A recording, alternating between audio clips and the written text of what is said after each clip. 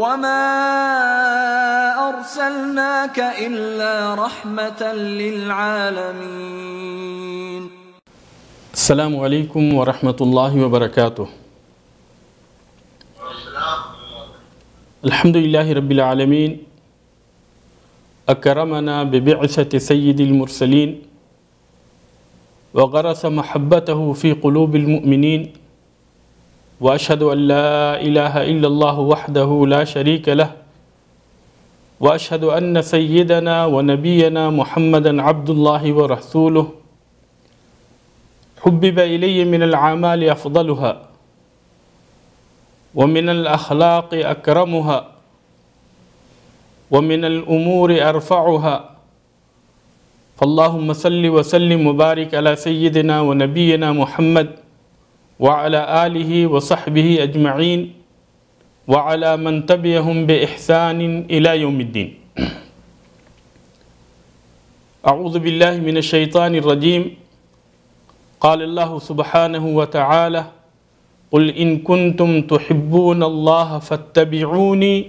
یحببکم اللہ ویغفر لکم ذنوبکم واللہ غفور الرحیم. سب سے پہلے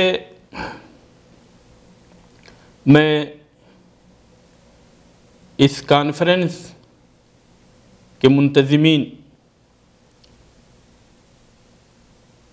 ڈاکٹر عبدالسلام،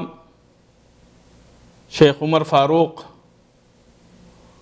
اور اسی طرح سے ان کے ساتھ تعاون کرنے والے سارے احباب کا شکر گزار ہوں کہ وہ ہمیشہ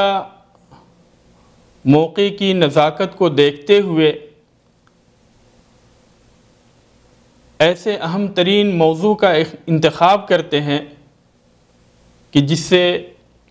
سارے کے سارے لوگوں کو فائدہ ہو. اللہ تبارک و تعالیٰ آپ لوگوں کی کاوشوں کو قبول فرمائے اور اس کے ذریعے سے اللہ تبارک و تعالیٰ آپ کے درجات کو بلند فرمائے. جیسا کہ آپ نے سنا کہ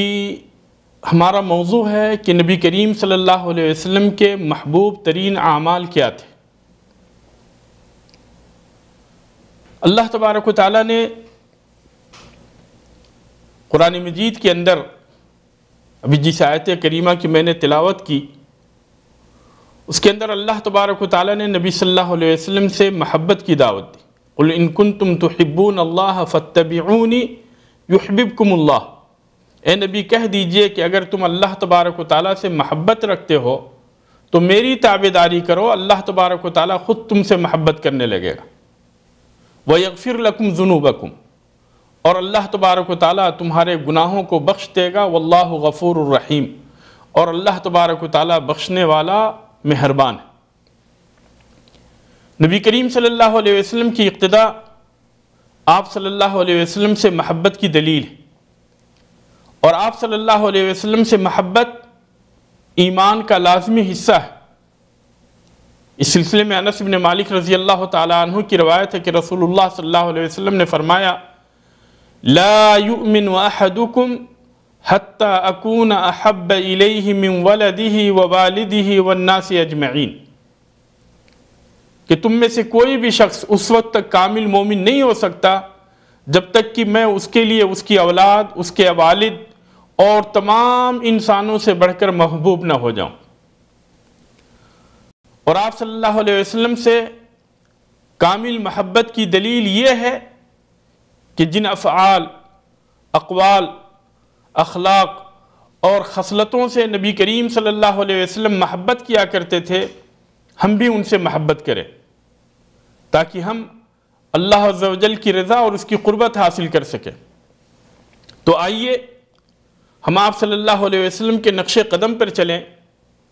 آپ کی راہ کو اختیار کریں اور آپ کی سیرت کی پیروی کریں، کیونکہ اللہ عز و جل کا فرمان ہے لَقَدْ كَانَ لَكُمْ فِي رَسُولِ اللَّهِ أُسْوَةٌ حَسَنَةٌ لِمَنْ كَانَ يَرْجُو اللَّهَ وَالْيَوْمَ الْآخِرَ وَذَكَرَ اللَّهَ كَثِيرًا. یقیناً تمہارے لیے رسول اللہ صلی اللہ علیہ وسلم کے اندر عمدہ نمونہ موجود ہے، ہر اس شخص کے لیے جو اللہ تبارک و تعالیٰ کی اور قیامت کے دن کی توقع رکھتا ہے اور بکثرت اللہ تبارک و تعالیٰ کی یاد کرتا ہے، تو ایسے لوگوں کے لیے نبی کریم صلی اللہ علیہ وسلم کی زندگی کے اندر، نبی کریم صلی اللہ علیہ وسلم کے اعمال کے اندر بہترین نمونہ ہے۔ وہ کون سے اعمال ہیں جنہیں نبی کریم صلی اللہ علیہ وسلم پسند کیا کرتے تھے، جن سے نبی کریم صلی اللہ علیہ وسلم محبت کرتے تھے؟ اس طرح سے تو بے شمار اعمال ہیں، لیکن ان میں سے چند اعمال کا آج کے اس پروگرام کے اندر ان میں سے چند اعمال کا میں تذکرہ کرتا ہوں۔ وہ اعمال جو کہ نبی کریم صلی اللہ علیہ وسلم کو سب سے زیادہ محبوب تھے، ان میں سے ایک عمل نماز ہے، ایک عبادت نماز ہے۔ نماز نبی کریم صلی اللہ علیہ وسلم کو سب سے زیادہ پسند تھی۔ حدیث شریف کے اندر آتا ہے کہ نبی کریم صلی اللہ علیہ وسلم نے فرمایا، حبب الی النساء والطیب وجعلت قرۃ عینی فی الصلاۃ، کہ دنیاوی چیزوں میں سے مجھے بیوی اور خوشبو بہت زیادہ پسند ہے، لیکن میری آنکھوں کی ٹھنڈک نماز کے اندر رکھی گئی۔ تو اس طریقے سے نبی کریم صلی اللہ علیہ وسلم کو نماز سب سے زیادہ پسند تھی، اور صحابہ کرام کو نبی کریم صلی اللہ علیہ وسلم اس کی تلقین بھی کیا کرتے تھے، اس کی تعلیم بھی دیا کرتے تھے۔ جب صحابہ کرام نبی کریم صلی اللہ علیہ وسلم سے پوچھتے کہ اللہ تبارک و تعالیٰ کو سب سے زیادہ کون سا عمل محبوب ہے، تو نبی کریم صلی اللہ علیہ وسلم انہیں یہی جواب دیتے کہ وقت مقررہ پر نماز پڑھنا یہ اللہ تبارک و تعالیٰ کو سب سے زیادہ محبوب ہے۔ اور اسی لیے نبی کریم صلی اللہ علیہ وسلم بھی وقت کی پابندی کرتے ہوئے وقت مقررہ پر آپ صلی اللہ علیہ وسلم پہلے وقت کے اندر ساری کی ساری نمازیں پڑھا کرتے تھے۔ ابو عمر الشیبانی ہیں، تابعی ہیں، وہ کہتے ہیں کہ مجھ سے اس گھر والے نے بیان کیا، اور عبداللہ ابن مسعود رضی اللہ تعالیٰ عنہ کے گھر کی طرف انہوں نے اشارہ کیا کہ اس گھر والے نے مجھ سے بیان کیا کہ اس نے مجھ سے یہ کہا کہ سألت رسول اللہ صلی اللہ علیہ وسلم ای الاعمال احب الی اللہ، کہ میں نے رسول اللہ صلی اللہ علیہ وسلم سے یہ سوال کیا، پوچھا کہ وہ کون سا عمل ہے جو اللہ تبارک و تعالیٰ کو سب سے زیادہ محبوب اور پسندیدہ ہے؟ تو آپ صلی اللہ علیہ وسلم نے فرمایا الصلاۃ علی وقتہا، کہ وقت مقررہ کے اندر نماز پڑھنا یہ اللہ تبارک و تعالیٰ کو سب سے زیادہ محبوب اور پسندیدہ ہے۔ قلت ثم ای، عبداللہ ابن مسعود کہتے ہیں کہ میں نے نبی کریم صلی اللہ علیہ وسلم سے پوچھا کہ پھر اس کے بعد میں کون سا عمل؟ تو آپ صلی اللہ علیہ وسلم نے فرمایا کہ ثم بر الوالدین، والدین کے ساتھ بہترین سلوک کرنا۔ وہ کہتے ہیں میں نے پھر پوچھا کہ ثم ای، پھر اس کے بعد میں کون سا عمل ہے؟ تو اللہ کے نبی کریم صلی اللہ علیہ وسلم نے فرمایا الجہاد فی سبیل اللہ، اللہ تبارک و تعالیٰ کے راستے میں جہاد کرنا۔ کہتے ہیں کہ مجھ سے نبی کریم صلی اللہ علیہ وسلم نے یہ باتیں بیان کی، اگر میں نبی کریم صلی اللہ علیہ وسلم سے اور مزید طلب کیا ہوتا اور مزید چیزوں کے بارے میں پوچھا ہوتا تو نبی کریم صلی اللہ علیہ وسلم نے اور مزید چیزیں مجھے بتائی ہوتی۔ یقیناً نماز کی اہمیت ہے، اور نماز کی اہمیت ہی کی بنیاد پہ نبی کریم صلی اللہ علیہ وسلم نے سب سے پہلے اس چیز کو بیان کیا، اور آپ صلی اللہ علیہ وسلم نے نماز کو کہا کہ قرۃ عینی فی الصلاۃ، میری آنکھوں کی ٹھنڈک نماز کے اندر رکھی گئی ہے۔ والدین کی اطاعت و فرمانبرداری اور ان کے ساتھ حسن سلوک کے پہ بھی نبی کریم صلی اللہ علیہ وسلم نے زور دیا، کیونکہ اللہ تبارک و تعالیٰ خود اپنی عبادت کے ساتھ ساتھ والدین کے ساتھ حسن سلوک کا حکم دیتا ہے۔ وَقَضَى رَبُّكَ أَلَّا تَعْبُدُوا إِلَّا إِيَّاهُ وَبِالْوَالِدَيْنِ إِحْسَانًا، یہ تیرے رب کا حکم ہے کہ اللہ تبارک و تعالیٰ کے علاوہ کسی کی بھی عبادت نہ کرو، اور اپنے والدین کے ساتھ حسن سلوک کرو۔ اما يبلغن عندك الكبر احدهما او كلاهما فلا تقل لهما اف ولا تنهرهما وقل لهما قولا كريما، کہ اگر ان دونوں میں سے کوئی ایک یا دونوں بڑھاپے کی عمر کو پہنچ جائے تو انہیں اف تک بھی نہ کہو، اور انہیں بھلی باتیں کیا، ان کے ساتھ بھلی باتیں کیا کرو۔ نبی کریم صلی اللہ علیہ وسلم نماز سے جو محبت کیا کرتے تھے اور نماز سے جو آپ کا لگاؤ تھا، اس کی بنیاد پہ آپ صلی اللہ علیہ وسلم ساری کی ساری فرض نمازیں پہلے وقت میں پڑھا کرتے تھے۔ جیسے ہی نماز کا وقت ہوتا آپ صلی اللہ علیہ وسلم فوراً نماز کے لیے تیار ہو جاتے اور نماز کے لیے نکلتے، اور پہلی فرصت میں آپ صلی اللہ علیہ وسلم فرض کی ادائیگی کیا کرتے تھے، الا یہ کہ نبی کریم صلی اللہ علیہ وسلم عشاء کی نماز کو تاخیر سے پڑھنا پسند کرتے تھے، کیونکہ اللہ تبارک و تعالیٰ کو یہ چیز پسند ہے۔ اور نبی کریم صلی اللہ علیہ وسلم نے فرمایا کہ لولا نشق علی امتی لامرتهم بالصلاۃ، یعنی اگر میں اپنی امت کو مشقت کے اندر ڈالنے والا نہ ہوتا تو میں عشاء کے وقت کو تاخیر سے پڑھتا اور اسی چیز کا میں انہیں حکم دیتا۔ لیکن آپ صلی اللہ علیہ وسلم نے امت کا خیال کرتے ہوئے عشاء کی نماز کو بھی نماز کے وقت ہونے کے فوراً بعد آپ صلی اللہ علیہ وسلم نے ادا کی، تاکہ ایسا نہ ہو کہ لوگ اس کی وجہ سے تاخیر سے پڑھنے کی وجہ سے لوگ پریشانی کے اندر مبتلا ہو جائیں۔ اور اسی طریقے سے نبی کریم صلی اللہ علیہ وسلم صرف یہ نہیں کہ فرائض کی پابندی کرتے تھے اور فرائض کا اہتمام کرتے تھے، بلکہ آپ صلی اللہ علیہ وسلم نوافل کی بھی پابندی کیا کرتے تھے، اور نوافل کو جو نفل نمازیں ہیں ان نفل نمازوں کو آپ صلی اللہ علیہ وسلم پابندی کے ساتھ ادا کیا کرتے تھے۔ اور آپ صلی اللہ علیہ وسلم نے لوگوں کو اس چیز کی تلقین بھی کی کہ اگر آپ نیک عمل کرتے ہیں تو چاہے وہ تھوڑا ہی کیوں نہ ہو لیکن اس کے اوپر آپ مداومت برتیں، دوام کے ساتھ ان نیک اعمال کو کیا کریں۔ نبی کریم صلی اللہ علیہ وسلم نے فرمایا خذوا من العمل ما تطیقون، کہ جتنی تمہیں طاقت ہے اتنا ہی نیک عمل کرو۔ فإن اللہ عز وجل لا يمل حتى تملوا، ایسا نہ ہو کہ شروع میں جو ہے زیادہ سے زیادہ نیک عمل کرنے لگو اور بعد میں جو ہے تھک کر چھوڑ دو۔ اللہ تبارک و تعالیٰ تمہیں ثواب دینے سے نہیں تھکتا، الا یہ کہ تم جو ہے خود جو ہے نیک عمل کرنے سے تھک جاتے ہو۔ عائشہ رضی اللہ تعالی عنہ کہتی ہیں وَكَانَ أَحَبُّ الصَّلَاةِ إِلَى رَسُولِ اللَّهِ صلی اللہ علیہ وسلم مَا دَاوَمَ عَلَيْهَا وَإِن قَلَّتْ، کہ نبی کریم صلی اللہ علیہ وسلم کو سب سے بہترین، سب سے پسندیدہ نماز وہ تھی جس کے اوپر آپ صلی اللہ علیہ وسلم ہمیشگی برتتے، چاہے وہ تھوڑی ہی کیوں نہ ہو۔ مزید عائشہ رضی اللہ تعالی عنہ کہتی ہیں وَكَانَ النَّبِيُّ صلی اللہ علیہ وسلم اِذَا صَلَّى صَلَاةً دَاوَمَ عَلَيْهَا، کہ جب نبی کریم صلی اللہ علیہ وسلم کوئی نفل نماز پڑھتے تو آپ صلی اللہ علیہ وسلم ہمیشگی کے ساتھ اس نماز کو پڑھا کرتے تھے۔ ابو سلمہ جو کتابی ہیں وہ کہتے ہیں کہ قال اللہ عز وجل، یعنی اس کی تائید میں قرآن مجید کی اس آیت سے وہ استدلال کرتے ہیں الذین ہم علی صلاتہم دائمون، کہ نیک لوگ وہ ہیں، اللہ تبارک و تعالیٰ کے متقی اور پرہیزگار بندے وہ ہیں جو کہ نماز کے اوپر پابندی کیا کرتے ہیں۔ تو نبی کریم صلی اللہ علیہ وسلم فرض نماز کی پابندی تو کرتے ہی تھے، لیکن نفل نماز کو بھی جو آپ صلی اللہ علیہ وسلم پڑھا کرتے تھے اسے بھی آپ صلی اللہ علیہ وسلم پابندی کے ساتھ پڑھا کرتے تھے، اور چاہے وہ نماز تھوڑی ہی کیوں نہ ہو لیکن آپ صلی اللہ علیہ وسلم کو یہ چیز محبوب تھی کہ چاہے عمل تھوڑا ہی کیوں نہ ہو لیکن اس کے اوپر ہمیشگی برتی جائے۔ اسی طریقے سے نبی کریم صلی اللہ علیہ وسلم فجر کی نماز کی جو سنت ہے اسے پابندی کے ساتھ آپ صلی اللہ علیہ وسلم ادا کیا کرتے تھے، چاہے سفر ہو یا حضر ہو۔ سفر کے اندر بھی نبی کریم صلی اللہ علیہ وسلم ان 2 رکعت سنتوں کی پابندی کیا کرتے تھے، اور اس کے ذریعے سے اللہ تبارک و تعالیٰ کی قربت حاصل کیا کرتے تھے۔ اور آپ صلی اللہ علیہ وسلم نے ان دونوں رکعتوں کی فضیلت کے اندر آپ صلی اللہ علیہ وسلم نے فرمایا لَهُمَا أَحَبُّ إِلَيَّ مِنَ الدُّنْيَا جَمِيعًا، کہ دنیا کے اندر جتنی بھی چیزیں ہیں ان ساری چیزوں سے سب سے زیادہ مجھے محبوب اور پسندیدہ یہ 2 رکعت سنتیں۔ اسی طریقے سے آپ صلی اللہ علیہ وسلم ظہر سے پہلے کی جو 4 رکعتیں ہیں ان کی بھی آپ صلی اللہ علیہ وسلم پابندی کیا کرتے تھے۔ اس سلسلے میں عبداللہ ابن صائب رضی اللہ تعالی عنہ کی روایت ہے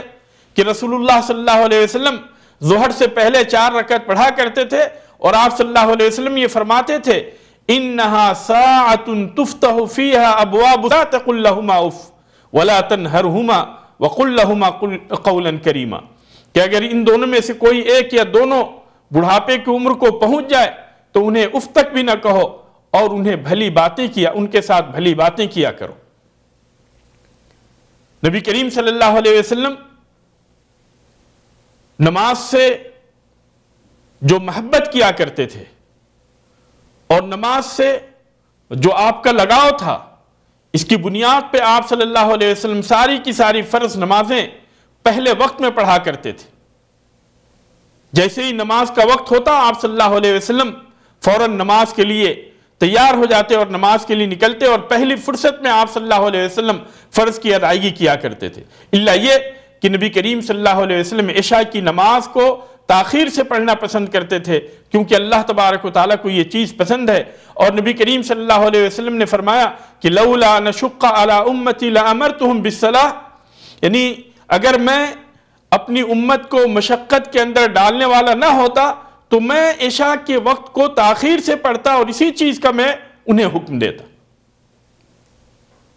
لیکن آپ صلی اللہ علیہ وسلم نے امت کا خیال کرتے ہوئے عشاء کی نماز کو بھی نماز کے وقت ہونے کے فوراً بعد آپ صلی اللہ علیہ وسلم نے ادا کی، تاکہ ایسا نہ ہو کہ لوگ اس کی وجہ سے تاخیر سے پڑھنے کی وجہ سے لوگ پریشانی کے اندر مبتلا ہو جائیں۔ اور اسی طریقے سے نبی کریم صلی اللہ علیہ وسلم صرف یہ نہیں کہ فرائض کی پابندی کرتے تھے اور فرائض کا اہتمام کرتے تھے، بلکہ آپ صلی اللہ علیہ وسلم نوافل کی بھی پابندی کیا کرتے تھے، اور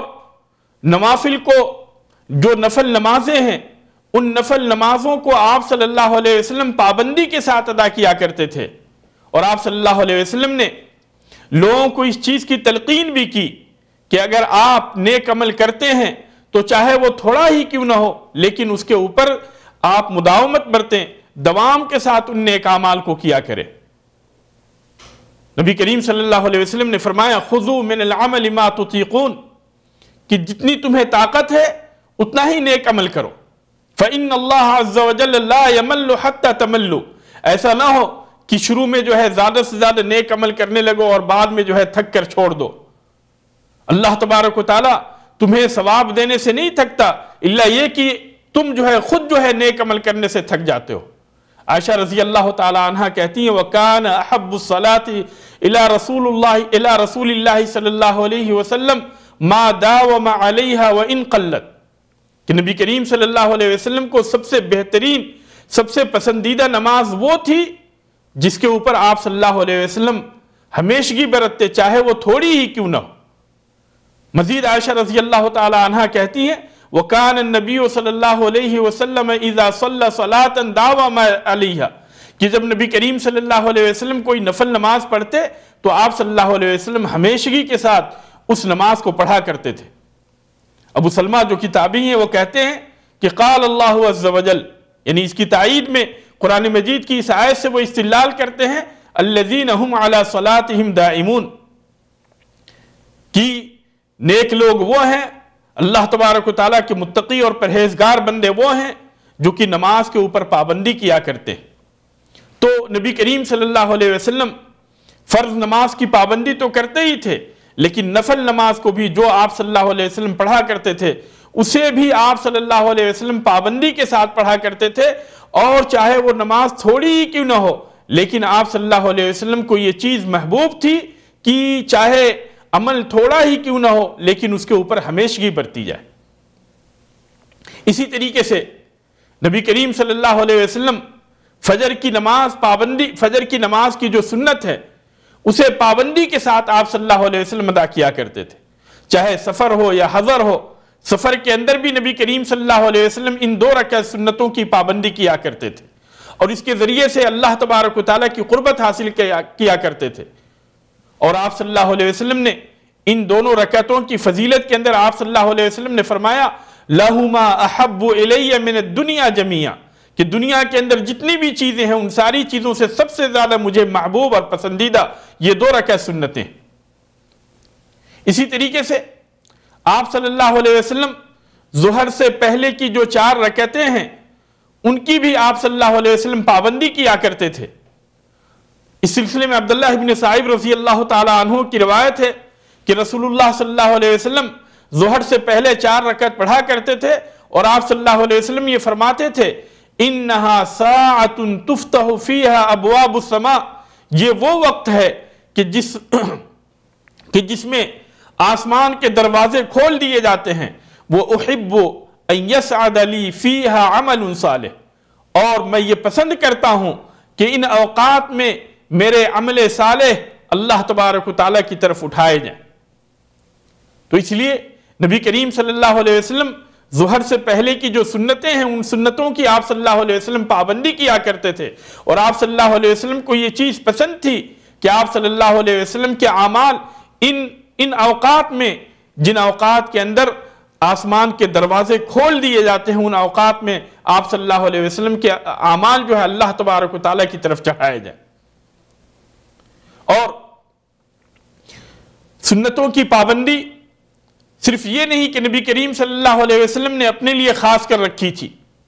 بلکہ آپ صلی اللہ علیہ وسلم نے اس کی ترغیب بھی دی. آپ صلی اللہ علیہ وسلم نے اس کی فضیلت بھی بیان کی، اور آپ صلی اللہ علیہ وسلم نے اس چیز کو واضح کیا کہ اگر کوئی بندہ پابندی کے ساتھ یہ 12 رکعتیں سنتیں پڑھتا ہے، سنت مؤکدہ جن کی تعداد 12 رکعت ہے، اگر پابندی کے ساتھ ان نمازوں کو پڑھتا ہے تو پھر ایسی صورت میں اللہ تبارک و تعالیٰ جنت میں اس کے لیے ایک گھر بنا دیتا ہے. جیسا کہ ام حبیبہ رضی اللہ تعالیٰ عنہ کی روایت ہے، وہ کہتی ہے کہ میں نے نبی کریم صلی اللہ علیہ وسلم کو یہ کہتے ہوئے سنا، ما من عبد مسلم یصلی للہ کل یوم 12 رکعۃ تطوعا غیر فریضہ، کہ کوئی بھی ایسا مسلم بندہ نہیں ہے جو اللہ تبارک و تعالیٰ کی خاطر ہر دن 12 رکعت نفل نمازیں پڑھتا ہے فرض نماز کے علاوہ، الا بن اللہ لہ بیتا فی الجنہ، مگر یہ کہ اللہ تبارک و تعالیٰ اس کے لیے جنت کے اندر ایک گھر بنا دے گا. او الا بنی لہ بیت فی الجنہ، یا یہ ہے کہ اس کے لیے جنت کے اندر ایک گھر بنا دیا جاتا ہے. ام حبیبہ رضی اللہ تعالی عنہ کہتی ہیں آگے، فما برحت اصلیہن بعد، کہ جب سے میں نے نبی کریم صلی اللہ علیہ وسلم سے یہ حدیث سنی میں اس کی پابندی کرتی رہی، ہمیشہ ان نمازوں کو پڑھتی رہی. اور اسی طرح سے ان سے روایت کرنے والے عمر اور اسی نعمان، یہ سارے لوگ بھی کہتے ہیں کہ جب سے ہم نے یہ حدیث سنی ہم نے اس کے اوپر پابندی کی. نماز کے ساتھ ساتھ نبی کریم صلی اللہ علیہ وسلم روزے کا بھی اہتمام کرتے تھے، اور آپ صلی اللہ علیہ وسلم کو فرض روزے کے ساتھ ساتھ، رمضان کے روزے کے ساتھ ساتھ نفل روزوں میں یوم الخمیس کا روزہ اور یوم الاثنین کا روزہ، پیر اور جمعرات کا روزہ آپ صلی اللہ علیہ وسلم کو بہت ہی زیادہ پسند تھا، کیونکہ ان 2 دنوں کے اندر اللہ تبارک و تعالیٰ کے پاس اعمال پیش کیے جاتے. اس لیے نبی کریم صلی اللہ علیہ وسلم یہ چاہتے تھے کہ ان دنوں کے اندر جب اللہ تبارک و تعالیٰ کے پاس اعمال پیش کیے جائیں وہ روزے کی حالت میں ہوں. چنانچہ اس سلسلے میں ابو ہریرہ رضی اللہ تعالیٰ عنہ کی روایت ہے کہ رسول اللہ صلی اللہ علیہ وسلم نے فرمایا، تعرض الاعمال یوم الاثنین و یوم الخمیس، کہ یوم الاثنین اور یوم الخمیس کو، پیر اور جمعرات کے دن اللہ تبارک و تعالیٰ کے سامنے اعمال پیش کیے جاتے ہیں. فأحب ان يعرض عملی وانا صائم، تو مجھے یہ چیز پسند ہے کہ میرے اعمال اللہ تبارک و تعالیٰ کے پاس اس حالت میں پیش کیے جائیں کہ میں روزے کی حالت میں ہوں. اس لیے نبی کریم صلی اللہ علیہ وسلم پیر اور جمعرات کا روزہ رکھنا پسند کیا کرتے تھے تاکہ روزے کی حالت میں اللہ تبارک و تعالیٰ کے سامنے آپ کے اعمال پیش کیے جائیں. اسی طریقے سے نبی کریم صلی اللہ علیہ وسلم کثرت کے ساتھ قرآن مجید کی تلاوت کیا کرتے تھے. اس کے اوپر قرآن مجید کی آیتوں کے اندر آپ صلی اللہ علیہ وسلم غور و فکر کیا کرتے تھے، اور جن صورتوں کی تلاوتوں میں سے جن صورتوں کی تلاوت نبی کریم صلی اللہ علیہ وسلم کو پسند تھی انہی میں سے ایک سورۃ الفتح بھی ہے، جس کے سلسلے میں نبی کریم صلی اللہ علیہ وسلم نے فرمایا، لقد انزلت علی اللیلۃ سورہ لہی احب الی مما طلعت علیہ الشمس، کہ آج کی رات میرے اوپر ایک ایسی سورت نازل ہوئی ہے جو اس دنیا کے اندر جتنی بھی چیزیں ہیں جن کے اوپر سورج نکلا ہے ان ساری چیزوں سے مجھے سب سے زیادہ پسند ہے. پھر آپ صلی اللہ علیہ وسلم نے اس سورہ کی تلاوت کی، انا فتحنا لک فتحا مبینا. تو نبی کریم صلی اللہ علیہ وسلم کو قرآن کی تلاوت پسند تھی، اور قرآن کی تلاوت کے ساتھ ساتھ خصوصی طور پہ سورہ فتح کی تلاوت اس لیے آپ صلی اللہ علیہ وسلم کو پسند تھی کیونکہ اس کے اندر نبی کریم صلی اللہ علیہ وسلم کی مغفرت کی بشارت دی گئی، صحابہ کرام کی مغفرت اور ان کے لیے بھلائی اور اللہ تبارک و تعالیٰ کی رضامندی اور اسی طرح سے جنت کی بشارت دی گئی، اس لیے نبی کریم صلی اللہ علیہ وسلم کو اس سورت کی تلاوت بہت ہی زیادہ پسند تھی۔ اسی طریقے سے نبی کریم صلی اللہ علیہ وسلم کو یہ بھی چیز پسند تھی کہ آپ دوسروں کے ذریعے سے قرآن کو سنیں۔ آپ صحابہ کرام کو کہتے تھے کہ وہ ان کے سامنے قرآن پڑھے اور نبی کریم صلی اللہ علیہ وسلم ان کی تلاوت کو سنا کرتے تھے۔ ایک مرتبہ نبی کریم صلی اللہ علیہ وسلم نے عبداللہ بن مسعود رضی اللہ تعالی عنہ کو کہا کہ اقرأ علی، کہ آپ مجھے قرآن کو پڑھ کر سنائیں۔ تو عبداللہ بن مسعود رضی اللہ تعالی عنہ نے کہا اقرأ علیک وعلیک انزل،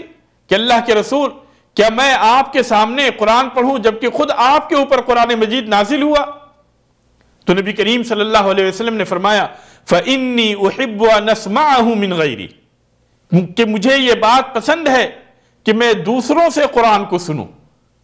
عبداللہ بن مسعود رضی اللہ تعالی عنہ کہتے ہیں فقرأت علیہ سورۃ النساء، میں نے نبی کریم صلی اللہ علیہ وسلم کے سامنے سورۃ النساء کی تلاوت کی، یہاں تک کہ جب میں اس آیت کے اوپر پہنچا فَكَيْفَ إِذَا جِئْنَا مِن كُلِّ أُمَّةٍ بِشَهِيدٍ وَجِئْنَا بِكَ عَلَى هَؤُلَاءِ شَهِيدًا، کہ پھر کیا حال ہوگا تمہارا اس وقت جب ہم ہر امت سے گواہ بلائیں گے اور تمہیں ان کے اوپر گواہ بنا کر لے آئیں گے۔ تو عبداللہ بن مسعود کہتے ہیں کہ نبی کریم صلی اللہ علیہ وسلم نے کہا کہ امسک، کہ بس اسی کے اوپر رک جاؤ، اور عبداللہ بن مسعود کہتے ہیں کہ میں نے آپ صلی اللہ علیہ وسلم کی آنکھوں کو دیکھا، اس سے آنسو جاری تھے۔ تو اس طریقے سے نبی کریم صلی اللہ علیہ وسلم تدبر کے ساتھ، غور و فکر کے ساتھ قرآن مجید کی تلاوت کرتے تھے، اور غور و فکر کے ساتھ، تدبر کے ساتھ آپ صلی اللہ علیہ وسلم قرآن مجید کو سنا بھی کرتے تھے۔ آپ صلی اللہ علیہ وسلم اس کی تلاوت سے متاثر ہوتے تھے، یہاں تک کہ آپ صلی اللہ علیہ وسلم کی آنکھوں سے اشک جاری ہو جاتے تھے، آنسو بہنے لگتے تھے۔ تو اس طریقے سے نبی کریم صلی اللہ علیہ وسلم قرآن سے نصیحت حاصل کرتے، قرآن سے عبرت حاصل کرتے، اور آپ صلی اللہ علیہ وسلم دوسروں سے قرآن سننا پسند کرتے تھے۔ تو جس طریقے سے نبی کریم صلی اللہ علیہ وسلم کہ یہ طریقہ رہا، آپ صلی اللہ علیہ وسلم کی یہ سنت رہی کہ آپ صلی اللہ علیہ وسلم خود بھی پڑھتے تھے اور دوسروں سے بھی سنتے تھے، اور دوسروں سے سننا بھی آپ صلی اللہ علیہ وسلم کو پسند تھا۔ اسی طرح سے ہماری بھی یہ عادت ہونی چاہیے، ہمارا بھی یہ طریقہ ہونا چاہیے، ہمیں بھی اپنے وقت کے اندر اس طرح کا نظام بنانا چاہیے کہ ہم خود سے بھی قرآن مجید کی تلاوت کریں، اور دوسرے قراء کے ذریعے سے بھی ہم قرآن مجید کو سنیں، سمجھ کر اس کو سنیں، تاکہ اس سے ہم متاثر ہوں اور قرآن کے احکامات کو اپنی زندگی کے اوپر نافذ کریں۔ قرآن سننا یقیناً یا قرآن کی تلاوت کرنا یقیناً یہ بہت ہی بڑی عبادت ہے، جو انسان کو غور و فکر کے اوپر اور اس کے معانی کو سمجھنے کے اوپر معاون ہوتا ہے، اور اس کے ذریعے سے اللہ تبارک و تعالیٰ کی رحمتیں اس کے اوپر نازل ہوتی ہیں، جیسا کہ اللہ تبارک و تعالیٰ نے فرمایا وَإِذَا قُرِئَ الْقُرْآنُ فَاسْتَمِعُوا لَهُ وَأَنصِتُوا لَعَلَّكُمْ تُرْحَمُونَ، کہ جب قرآن مجید کی تلاوت ہو تو غور سے اس کو سنو اور خاموش رہو، تاکہ اللہ تبارک و تعالیٰ کی رحمتیں تمہارے اوپر نازل ہوں۔ تو اس طریقے سے بندہ جب قرآن مجید کو سنتا ہے، غور سے سنتا ہے، تو اللہ تبارک و تعالیٰ کی رحمتیں بھی اس کے اوپر نازل ہوتی ہیں۔ اور نبی کریم صلی اللہ علیہ وسلم کو ذکر و اذکار کرنا یہ بہت ہی زیادہ پسند تھا، اور قرآن جو ہے یہ سب سے بڑا ذکر ہے۔ اس اعتبار سے بھی قرآن کی تلاوت نبی کریم صلی اللہ علیہ وسلم کو پسند تھی، اور آپ صلی اللہ علیہ وسلم ہر حال میں جو ہے، ہر حالت میں آپ صلی اللہ علیہ وسلم ذکر و اذکار کیا کرتے تھے، آپ صلی اللہ علیہ وسلم قرآن مجید کی تلاوت کیا کرتے تھے، اور نبی کریم صلی اللہ علیہ وسلم کے ذکر و اذکار کے افضل ترین اوقات میں سے فجر کی نماز کے بعد، اور اسی طریقے سے عصر کی نماز کے بعد سورج غروب ہونے سے پہلے کا وقت تھا، جس وقت آپ صلی اللہ علیہ وسلم صبح و شام کے اذکار کیا کرتے تھے۔ اور ان اذکار میں سب سے زیادہ پسندیدہ ذکر نبی کریم صلی اللہ علیہ وسلم کو یہ تھا کہ آپ صلی اللہ علیہ وسلم ان کلمات کو دہرائیں، سبحان اللہ والحمد للہ ولا الہ الا اللہ واللہ اکبر۔ آپ صلی اللہ علیہ وسلم نے ان اذکار کے بارے میں کہا کہ لَأَنْ أَقُولَ سُبْحَانَ اللَّهِ وَالْحَمْدُ لِلَّهِ وَلَا إِلَهَ إِلَّا اللَّهُ وَاللَّهُ أَكْبَرُ أَحَبُّ إِلَيَّ مِمَّا طَلَعَتْ عَلَيْهِ الشَّمْسُ، کہ اگر میں ان اذکار کو کرتے رہوں تو ان اذکار کو کرنا مجھے دنیا اور دنیا کے اندر جتنی بھی چیزیں ہیں جن کے اوپر سورج طلوع ہوتا ہے ان ساری چیزوں سے مجھے یہ چیز زیادہ پسند ہے، محبوب ہے کہ میں ان اذکار کو کروں اور یہ کہوں سبحان اللہ والحمد للہ ولا الہ الا اللہ واللہ اکبر۔ اسی طریقے سے نبی کریم صلی اللہ علیہ وسلم یہ ذکر کرنا پسند کرتے تھے، سبحان اللہ وبحمدہ عدد خلقہ ورضا نفسہ وزنۃ عرشہ ومداد کلماتہ۔ آپ صلی اللہ علیہ وسلم کو یہ بھی ذکر پسند تھا، اور اس کے علاوہ بے شمار اذکار ہیں جو کہ نبی کریم صلی اللہ علیہ وسلم کو پسند تھے، جنہیں آپ صبح و شام کے اذکار کے اندر دیکھ سکتے ہیں۔ تو ہم لوگ جو کہ نبی کریم صلی اللہ علیہ وسلم کی سنت کی پیروی کرنے والے ہیں، آپ صلی اللہ علیہ وسلم کی اتباع کرنے والے ہیں، ہمارے لیے ضروری ہے کہ ہم نبی کریم صلی اللہ علیہ وسلم کے اخلاق کو اپنائیں اور نبی کریم صلی اللہ علیہ وسلم کے اخلاق کو اپنی زندگی کے اندر نافذ کریں، کیونکہ نبی کریم صلی اللہ علیہ وسلم کو اچھے اخلاق بھی پسند تھے، اور اچھے اخلاق کے جو حاملین تھے وہ لوگ بھی نبی کریم صلی اللہ علیہ وسلم کو پسند تھے، اور آپ صلی اللہ علیہ وسلم نے فرمایا ان من احبکم الی احسنکم اخلاقا، کہ تم میں سب سے زیادہ تم میں سے میرے نزدیک محبوب اور پسندیدہ وہ ہے جن کے اخلاق سب سے زیادہ بہتر ہو۔ تو اس طریقے سے ہمارے لیے یہ بھی ضروری ہے کہ ہم اچھے اخلاق کو اپنائیں، کیونکہ نبی کریم صلی اللہ علیہ وسلم کو اچھے اخلاق پسند تھے، اور آپ کو اللہ تبارک و تعالیٰ نے اخلاق کے سب سے اونچے مقام پہ فائز کیا تھا، اور آپ صلی اللہ علیہ وسلم اچھے اخلاق والوں کو پسند کرتے تھے۔ اس لیے ہمارے لیے ضروری ہے کہ ہم جو ہے نبی کریم صلی اللہ علیہ وسلم کے اخلاق کو اپنی زندگی کے اندر نافذ کریں۔ اور نبی کریم صلی اللہ علیہ وسلم کے عمدہ اخلاق میں سے یہ بھی تھا کہ آپ جو ہے لوگوں کی حاجت پوری کیا کرتے تھے۔ جب نبی کریم صلی اللہ علیہ وسلم پہ شروع میں وحی نازل ہوئی اور آپ صلی اللہ علیہ وسلم خوف کی حالت میں خدیجہ رضی اللہ تعالی عنہ کے پاس آئے اور کہا کہ دسرونی میرے اوپر جو ہے کمبل ڈال دو اور ٹھنڈے پانی کا میرے اوپر چھیٹا ڈالو، تو اس وقت خدیجہ رضی اللہ تعالی عنہ کو نبی کریم صلی اللہ علیہ وسلم نے کہا تھا کہ مجھے اپنی جان کا خطرہ ہے۔ خدیجہ رضی اللہ تعالی عنہ نے کہا کہ اللہ تبارک و تعالی ہرگز آپ کو ضائع نہیں کر سکتا ہے، واللہ لا یخزیک اللہ ابدا، کہ اللہ کی قسم اللہ تبارک و تعالی آپ کو ہرگز ضائع نہیں کرے گا۔ کیوں؟ اس لیے کہ آپ صلہ رحمی کرتے ہیں، لوگوں کے بوجھ اٹھاتے ہیں، ضرورت مندوں کی ضرورت پوری کرتے ہیں، مہمانوں کی مہمان نوازی کرتے ہیں۔ یہ سارے اچھے اخلاق تھے جو کہ نبی کریم صلی اللہ علیہ وسلم کو نبوت سے پہلے بھی پسند تھے۔ آپ صلی اللہ علیہ وسلم کو سچائی، آپ صلی اللہ علیہ وسلم کو امانت داری، آپ صلی اللہ علیہ وسلم کو تقوی اور پرہیزگاری، یہ ساری کی ساری چیزیں نبوت سے پہلے ہی سے پسند تھی۔ اور آپ صلی اللہ علیہ وسلم نے فرمایا وَلَنْ أَمْشِ مَا أَخٍ لِّي فِي حَاجَةٍ أَحَبَّ إِلَيَّ مِنْ أَنْ أَعْتَكِفَ فِي هَذَا الْمَسْجِدِ شَهْرًا، کہ اگر میں اپنے بھائی کی حاجت کے لیے اس کے ساتھ نکل جاؤں تو یہ چیز میرے نزدیک اس بات سے زیادہ پسندیدہ ہے کہ میں اس مسجد کے اندر، مسجد نبوی کے اندر 1 مہینے تک اعتکاف میں بیٹھا رہوں۔ تو اس طریقے سے نبی کریم صلی اللہ علیہ وسلم صحابہ کرام کی حاجت کو پوری کرنا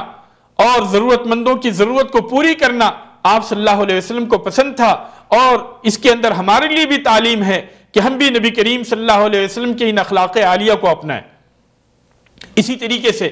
نبی کریم صلی اللہ علیہ وسلم کو سچی باتیں پسند تھی، احب الحدیث الی اصدقہ، کہ مجھے وہ بات سب سے زیادہ پسند ہے جو کہ سچی ہو۔ اسی طریقے سے نبی کریم صلی اللہ علیہ وسلم حلم اور بردباری، عقل مندی اور دانش مندی، تحمل اور ٹھہراؤ، ان چیزوں کو نبی کریم صلی اللہ علیہ وسلم پسند کیا کرتے تھے۔ آپ صلی اللہ علیہ وسلم نے اشج عبد القیس کو کہا تھا ان فیک خصلتین یحبہم اللہ ورسولہ، کہ تمہارے اندر 2 ایسی خصوصیتیں ہیں جنہیں اللہ تبارک و تعالیٰ اور اللہ تبارک و تعالیٰ کے رسول پسند کرتے ہیں، الحلم والاناہ،